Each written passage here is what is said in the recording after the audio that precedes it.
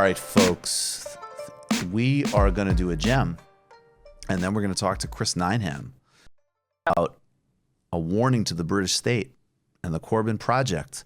But first, David Griscom is going to desecrate the memory of the recently deceased Paul Volcker. We were classy about McCain, Am I good? relatively speaking, but I don't think we're going to be classy about Volcker. No, we definitely need to talk about him because I really want to make sure that people understand exactly what he did and what he was responsible for. I know people on the left, sometimes when they hear people work for the Federal Reserve, they just treat them as bad guys, and that's probably a good first reaction. But it's important to also understand like the role that these people play, and they're very significant in our economy. So, Paul Volcker was put in as a Fed chair by Jimmy Carter, who's also somebody else who we need to have a reckoning with too. Ooh, music to Harvey K's ears. No, I mean seriously, he brought in this. He brought in a whole era of destruction, to the American Deregulation working and class. austerity, for sure. And it's coming in, but Volcker was a real driver of that. So when Carter's in power, and Carter brings in Volcker, the United States was at a historic level of inflation. Huge problem. It's also a major change after the end of Bretton Woods when the United States moved off of the gold standard. So completely different economy, a lot of volatility in the markets. People are very freaked out. I mean, gas prices were skyrocketing. So Volcker is supposed to come in and, fix the economy. It's very important to note this too, that Volcker specifically said when Jimmy Carter offered him the job, I want complete independence. And this independence of the Federal Reserve under Volcker becomes a religion that still exists today, where it's an apolitical organization. Whenever we see these apolitical organizations, we should always be worried because that typically means that they are serving the interests of the ruling class. Let me just quote our good friend, ideology sniff. Yeah, exactly. Right? So here's what happens. So there's a massive inflation crisis, and Volcker comes in and he jacks up the federal funds rate to historic levels, to 17.6%. I put up this graphic right here just so people see how significant this was. Yeah, I got it up. Okay. So Volcker puts up this massive Fed funds rate, huge. It causes a massive recession a year later, massive unemployment, real calamity for everybody else. And he cuts it again briefly, as you see in this chart, and then he raises it again to 19%, which is just unheard of. It's such a high rate. And essentially what that means is that's the price of money in the economy. And there are two very different functions of capitalists, right? There's industrialists, the people who own the companies that are producing goods, and then there's financiers, there's rentiers who are basically, they want to get interest and they also want to get money back on the rents, on the things that they already own, right? So industrialists want money to be cheap so that they can borrow money cheaply and use that for production. Financiers enjoy to have high profits, and a great way to have that is a high rate of return on your interest.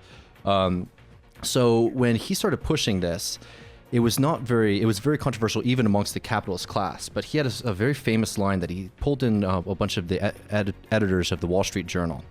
And he said to them, when there's blood all over the floor, will you guys still support me? Oh, sounds nice. And they said... Sounds very progressive. and they said yes. So basically what happens when Volcker raises these interest rates to these absurd, high levels is it zaps a lot of money out of the economy. So all of these industrialists, all these people who own companies, what do? They're not going to cut into their profits, so they attack workers, they cut their wages, they fire people, they start to get rid of protections that workers have. Remember, we're coming out of a period of time where the American working class was at one of its strongest, higher union density obviously than today, very militant, lots of strikes, and Volcker basically imposes this, ham-fisted discipline on them by basically throwing a lot of people out of the job because he made the economy so difficult for people for growth, for these industrialists to be able to borrow money. Now, at the same time, this also had a massive effect on the global south and other developing economies because they saw, one, the inflation, and then two, this massive return that they were expected to pay. This higher interest rate was so devastating that Volcker actually got the IMF in. So when we talk about these IMF loans that came into a lot of South America and Latin America, where they said, okay, deregulate your economy, get rid of workers' protections, all this stuff. This was coming out of a crisis that started in the United States that was very much imposed by the Federal Reserve and by Volcker. So, it's very important to remember. So Volcker basically decimated labor. by creating an artificial crisis that made it very difficult, made it so that capitalists had an excuse to lay off lots of amounts of workers.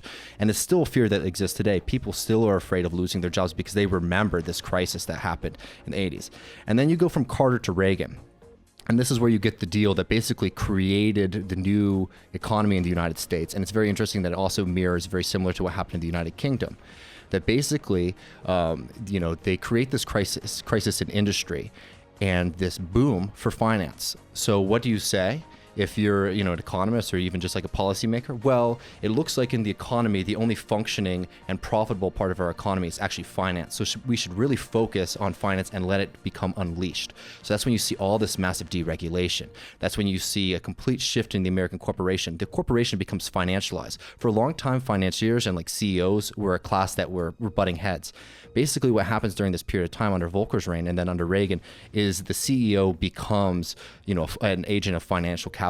So that's when you see their pay packages moving from, just pure compensation to being, tied to the shareholders. That's when you see CEOs moving from being, former workers or people who like know the industry well to just MBAs who just know how stocks work and how the market works. I mean, this was a fundamental transition in the American economy and the global economy that was created to combat and defeat labor. And so when we're talking about something like Volcker, we need to remember that this was an agent of chaos imposed by the capitalist class on the working class to completely decimate us. It should be noted that, Volcker was eventually fired by Reagan because he didn't want to deregulate the economy enough. So it's a good reminder. Well, that's the question I have, because that's going to take us to our person that we still need to clarify, Elizabeth Warren. So the reputation that Paul Volcker has in today's world is of being an advocate during the early Obama administration of relatively, and I use that word relatively, tough financial regulations post Wall Street meltdown, and of course the infamous Volcker rule. Now, I want you to explain all that in a second, but I just want to read. Can we go ahead to put up this Warren tweet? Yeah, we should.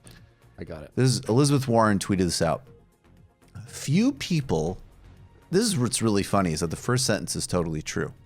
Few people have had more of an impact on our modern financial system than the great Paul Volcker, except for great. For more than 5 decades, he fought for a more robust, efficient, and effective rules to keep the U.S. economy safe.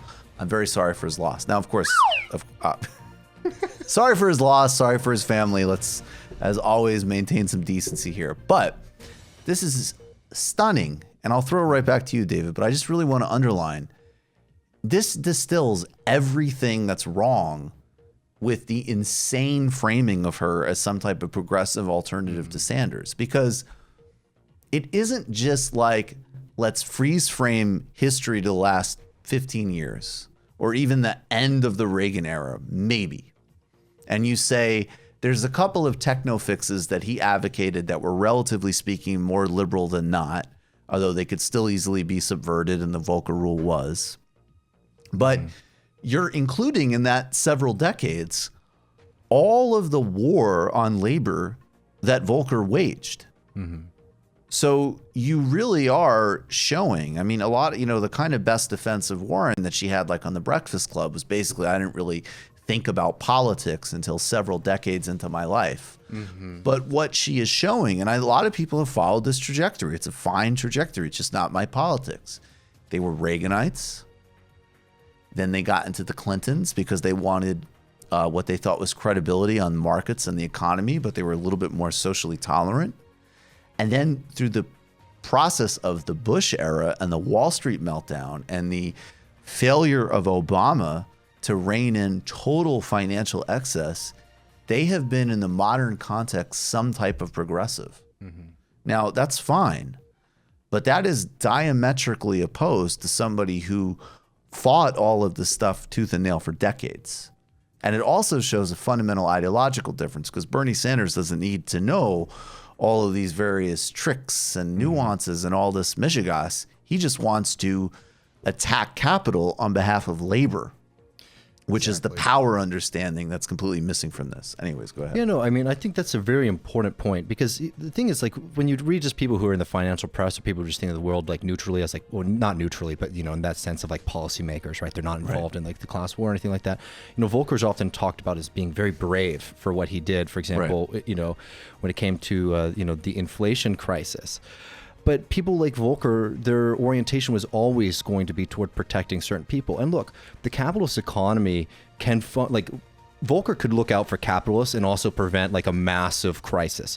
So like Volcker's idea, basically like the Volcker rule, was trying to prevent banks from being engaged in the kind of risky trading that they were involved in with funds that were backed up by, you know, you and I, right, normal people. What happened with the Volcker rule and it's not even necessarily like a bad rule, right? No, it's good. You know, it makes sense, right? But like the problem with the Volcker rule is that they literally had like Goldman Sachs sitting in the office when they wrote it. And they wrote that rule to be very complicated and confusing. So then under the Trump administration, those same people, literally some of the same lawyers who helped write the rule were like, this law is very confusing. We don't know how it works, right? So we need to get rid of it. So it's just a great example of like how this kind of regulation fantasy really falls apart as long as you still are, you know, looking out for that group of people, the capitalists, the financial elite first, right?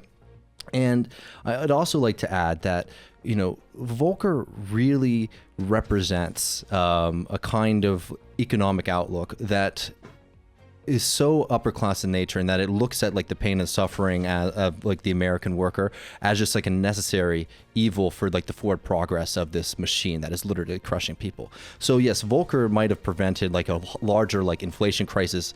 There are other options, other things that he could have done, but to sacrifice the working class versus sacrificing the short-term profits of the capitalist class was never even an equation in his head. And it's something that was very important that we remember, that a lot when we're talking about these organizations, especially like the Federal Reserve, as it has been, because people always get mad at me when I say this, as it has been functioning and has functioned historically, has always been an organization that has been designed to protect the interests of the financial elite. It's never been an organization. Literally, like there was a massive leak a couple years ago that had all of these emails from the Federal Reserve. They pay so much attention to labor negotiations, and they are basically praying that, like, you know, the AFL is not going to be able to push up the amount of money that they're getting, because they are worried about higher wages for workers. It's all a part of the balance that they're trying to create.